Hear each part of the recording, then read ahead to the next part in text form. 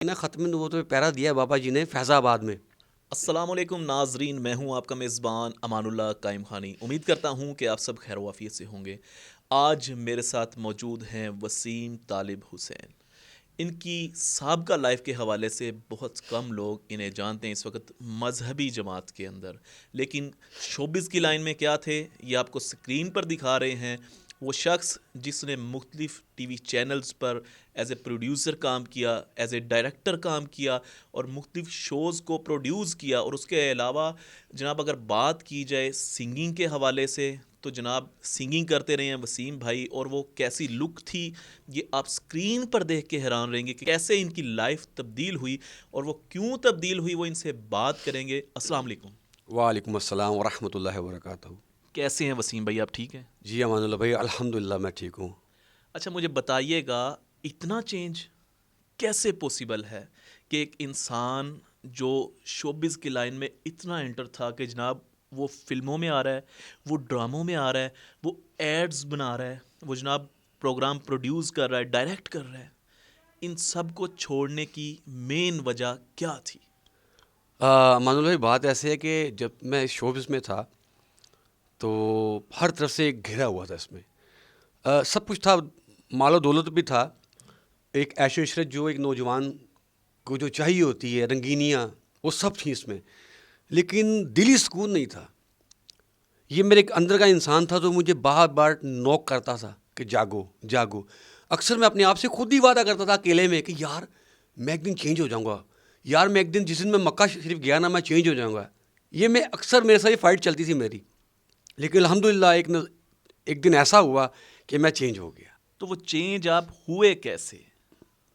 Actually آپ اصل وجہ جاننا چاہ رہے ہیں۔ جی یہ جو اللہ کریم نے قرآن کریم میں واضح لفظوں میں لکھا ہے توبہ، توبہ کا ذکر ہر جگہ پر ہے۔ تو وہ توبہ جو تھی نا، وہ توبہ میں الحمدللہ سمجھتا ہوں کامیاب رہی۔ وہ اس طریقے سے جو اللہ کی خاص راتیں ہوتی ہیں، طاق راتیں ہیں، جو عبادت کی رات ہوتی ہیں، جیسے 27ویں کی رات ہوتی ہے، شب قدر کی رات ہے، شب بارات کی رات ہے۔ یہ واقعہ ہے شب بارات کی رات کا۔ اس دن میں دلی طور پہ بڑا پریشان تھا، پتہ نہیں کس وجہ سے، لیکن بہت سخت پریشان تھا، صبح سے ہی سخت پریشانی کا عالم تھا۔ اس دن نا مجھے وہ دن جو تھا نا اللہ کے مزید قریب کر رہا تھا۔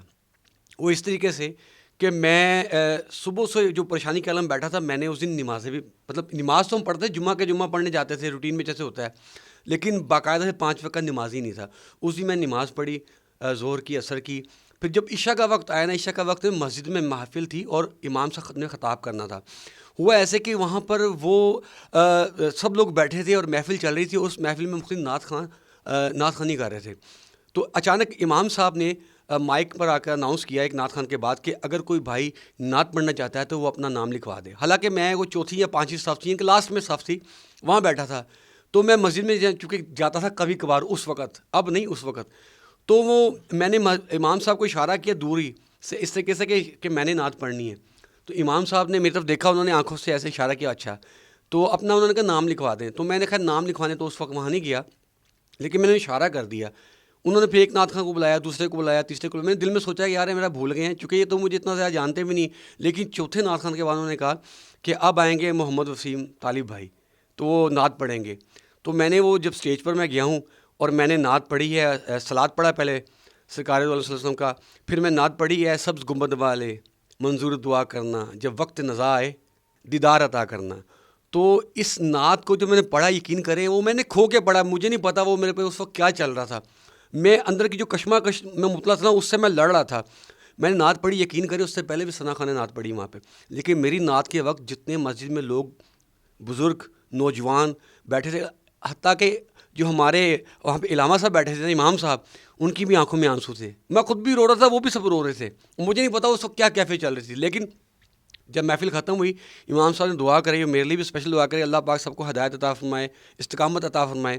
تو الحمدللہ اس دن کے بعد سے لے کے مجھ میں چینج آیا کہ میں وہاں سے جب گھر گیا نا واپس، مسجد میں محفل تو ختم ہو گئی لیکن اندر کی ایک محفل چل رہی تھی۔ میں گھر گیا جب اپنے، تو میں نے نا فیملی سے ہٹ کے الگ ہی نا جائے نماز بچھائی اور اس پر عبادت شروع کر دی۔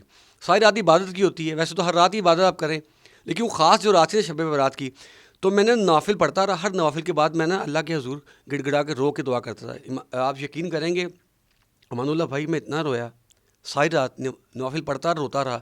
اتنا رویا کہ میرے سامنے یقین کریں کہ وہ جو جگہ تھی وہ گیلی ہو گئی. اتنا میں رویا. تو جس وقت اذان فجر ہوئی نا, فجر کی اذان ہوئی, تو اس وقت مجھے ایسے لگا جیسے نا آج وہ جو اندر کا گند تھا نا, جو ایک گند تھا میرے اندر, وہ نکل گیا میری آنکھوں کے ذریعے, اور میں اپنے آپ کو پرسکون اور ہولا بڑا اچھا محسوس کرنے لگا. پھر میں فجر کی نماز پڑھنے گیا. پھر اس دن کے بعد ایسا پھر چینج آیا کہ میں بالکل ہی چینج ہو گیا. میں کلین شیو ہوا کرتا تھا. اچھا مجھے بتائیے گا, یہ مطلب بڑا مشکل یہ اسٹیپ ہوتا ہے جو آپ نے لیا. ہم نے دیکھا آپ کو, بیسیکلی میں بھی شوبز سے تعلق تھا, آپ ہمارے سینئرز میں تھے. میں نے دیکھا آپ کی انٹری ہوتی تھی, آپ کے پیچھے بائک پہ بھی اکثر انٹری پہ لڑکیاں بیٹھی ہوتی تھی. پھر آپ کے پروگرام ہوتے تھے, آپ کے ارد گرد نوجوان لڑکیاں ہوتی تھی.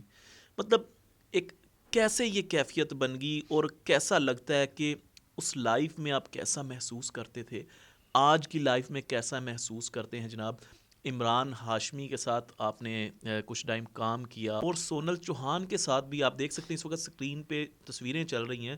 یہ وسیم بھائی, میں آپ کو حقیقتاً بتا رہا ہوں کہ عام شخص نہیں تھے. یہ شوبز کے اندر جتنا انٹر تھے, آپ کی تصویریں دیکھ کے اندازہ لگائیں, اور یہ 11 سال پہلے کی پکچرز آپ کے ساتھ شیئر کر رہے ہیں. مجھے بتائیے گا اس لائف میں کیسا محسوس کرتے تھے, اور اس لائف میں کیسا ٹیسٹ محسوس کرتے ہیں تب جب کلین شیو ہوتے تھے اسٹیج کے اوپر. جناب آپ مومی رانا کے ساتھ آپ سونگ کر رہے ہیں, اور عمران ہاشمی کو کون نہیں جانتا, انڈین ایکٹر ہیں, اور ان کی فلمیں بھی آتی ہیں, ان کے ساتھ آپ پرفارم کر رہے ہیں. مجھے بتائیے گا تب کلین شیو بھی تھے, تب اتنی زیادہ شہرت بھی تھی, اس زندگی سے مطمئن تھے یا اس والی زندگی سے مطمئن ہیں؟ مان اللہ بھائی, باتیں بہت ساری بتانے کو ہیں. میرا دل بھی چاہ رہا ہے کہ میں آپ سے شیئر کروں, چونکہ میں شیئر اس لیے کر رہا ہوں کہ جتنے نوجوان دوست میرے, جو ینگسٹر مجھے دیکھ رہے ہیں, جو شوبز میں ہیں اس وقت, یا جو سمجھ لیں کہ وہ ان رنگریلیوں میں جو مبتلا ہے, گھرے ہوئے ہیں, مجھے دیکھ کر نصیحت حاصل کر لیں کہ اللہ پاک کرم فرمائے ان کے اوپر بھی, ان کو بھی ہدایت دے. چونکہ ہم نے مرنا بھی ہے, اس مرنے کی تیاری بھی کرنی ہے. مرنے کی تیاری یہی ہے کہ آپ وہی کچھ کریں جو عقائد جو حضرت محمد مصطفیٰ صلی اللہ تعالیٰ علیہ وسلم نے فرما دیا, بتا دیا ہے کہ کرنا کیا, صراط مستقیم ہے کیا. میں یہ سمجھتا ہوں میں پہلے صراط مستقیم پر نہیں تھا. لوگ اکثر یہ باتیں کرتے ہیں کہ جی موسیقی, مجھ سے کیا ہے سوال کہ وسیم صاحب اب آپ بتائیں, شوبز کے ابھی بھی لوگوں نے مجھ سے سوال کیا ہے, وسیم صاحب اب آپ بتائیں کہ موسیقی تو روح کی غذا ہے. میں کہا بھائی غذا نہیں ہے, یہ سزا ہے, یہ ٹھیک نہیں ہے. کسی نہیں وہ اچھا راستے ڈھونڈتے ہیں بچنے کے راستے. وہ کہتے ہیں مجھے کہ نہیں یار ایسی بات نہیں, یہ تو ٹھیک ہے. میں کہا نہیں یار, آپ کے نظریے میں ٹھیک ہے تو ٹھیک ہے, لیکن اللہ آپ کو ہدایت فرمائے, ٹھیک نہیں ہے. صراط مستقیم ایک ہی راستہ ہے جو بتا دیا گیا, جو دکھا دیا گیا ہمیں. اچھا بات آپ پوچھ رہے تھے کلین شیو والی, اسی پہ واپس آتے ہیں. اصل میں باتیں وہ ساری, اس لیے میری باتوں سے باتیں کوئی نہ کوئی نکلتی رہیں گی. میں جب بالکل کلین شیو تھا تو یقین کریں مجھے پورا محلہ, میرے گلی کے جو لوگ تھے, مجھے وہ کبھی کسی ہیرو سے مشابہت کرتے تھے, میری کبھی کسی سے ملاتے تھے, مطلب اپنا الگ الگ نام دیتے تھے. لیکن اس وقت میں بڑا خوش ہوتا تھا کہ یار مجھے کبھی یہ عامر خان سے ملا رہے ہیں, یار یہ مجھے کبھی کسی ایکٹر سے ملا رہے ہیں, کبھی یہ مجھے زہیب حسن سے ملا رہے ہیں. لیکن میں غلطی پر تھا. ہماری مشابہت ہونی چاہیے آقا دو جہاں حضرت محمد مصطفیٰ صلی اللہ تعالیٰ علیہ وسلم کے حوالے سے. یقین کریں آپ کے منہ پر داڑھی تھی تو ہمارے منہ پر داڑھی ہونی چاہیے. یہی مرد کی شان ہے اور پہچان ہے. چونکہ یہ اس پہ کافی لوگ باتیں کرتے ہیں کہ نہیں اندر سے بندہ ٹھیک ہونا چاہیے. اندر سے بندہ ٹھیک ہوتا تو ہے, لیکن پہلے آپ شروعات تو کریں, کہیں سے شروعات کریں آپ. تو اس میں کلین شیو ہوا کرتا تھا, تو میں آنا جانا شوبز میں, رنگرلیوں میں رہنا جیسے ایک نوجوان رہتا ہے. لیکن یقین کریں کہ اس لائف میں رنگرلیاں تو تھیں, پیسہ بھی تھا, لیکن سکون نہیں تھا. خدا کی قسم جو سکون مجھے آج محسوس کرتا ہوں, اگر میں مر بھی جاؤں تو الحمدللہ مجھے پتہ ہے کہ میرے اللہ نے مجھے معاف کر دیا ہوگا. کیونکہ آپ کا ایمان ہونا چاہیے تازہ. کیونکہ میں یہ سمجھتا ہوں کہ جو طاق راتوں میں اللہ تعالیٰ سے انسان مانگتا ہے, عام راتوں میں بھی طاق راتوں میں بھی, تو اللہ تعالیٰ نے قرآن مجید میں واضح لکھا ہوا ہے. میں نے وہ ترجمے سے پڑھا, میں نے خود پڑھا ہے. اللہ تعالیٰ فرما رہے ہیں اس میں کہ جو شخص مجھ سے توبہ کرتا ہے نا, اور اس توبہ پہ اگر وہ قائم رہتا ہے, جو اسے توبہ کی ہے, تو میں اسے معاف فرما دیتا ہوں. اس لیے اس حوالے سے میں نے بات کی ہے کہ اللہ نے مجھے معاف کر دیا. تو اللہ معاف فرمانے والا ہے. کئی لوگ یہ کہتے ہیں کہ نہیں اللہ تو یار غفور الرحیم ہے, کریم ہے, وہ معاف فرما دیتا ہے, وہ گناہ کیے جاتے ہیں. یہ غلط ہے. گناہ پر دیکھیں اللہ تو معاف فرمانے والا ہے. آپ سچ کا سوچے تو صحیح, آپ حق کے راستے پہ چلے تو صحیح.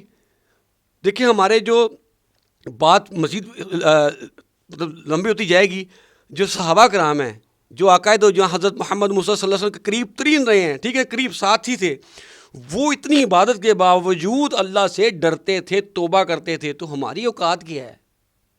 ہماری اوقات کچھ نہیں ہے. یہاں پہ لوگ شراب پیے جاتے ہیں, کہتے ہیں اللہ معاف فرمانے والا ہے.